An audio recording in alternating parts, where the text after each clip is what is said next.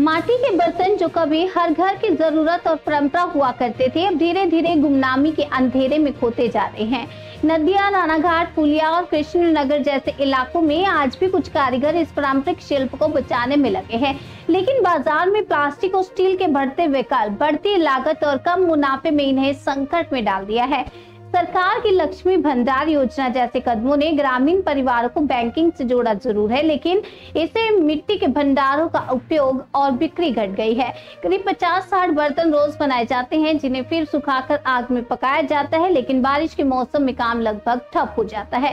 कारीगरों का कहना है कि अगर उन्हें सरकार की तरफ से सहयोग या सब्सिडी नहीं मिली तो ये पारंपरिक कला जल्द ही इतिहास बन सकती है।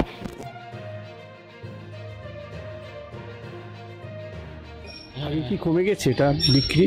কমে গেছে, অনেক কমে গেছে। কেন কমে গেছে? এখন প্লাস্টিক ভাড়া নামছে, ওই জন্য এখন নেবে না, মাটি ভেঙে যায় আর প্লাস্টিক বেশি চালু। আগে যেরকম মা মাসিরা এই ভান্ডার ব্যবহার করতো, এখন কি এই লক্ষ্মী ভান্ডারের জন্য কি কমে পরে অল্প সামান্য, সেরকম আগে লাখে করে না। আচ্ছা, তবুও করে যাচ্ছেন? হ্যাঁ। কেন করছেন? না, আমার এই ব্যবসায় তো অন্য ব্যবসা নাই। তো কত বছর ধরে করছেন এই ব্যবসা? 20-25 বছর। কি নাম আপনার? গোবিন্দ।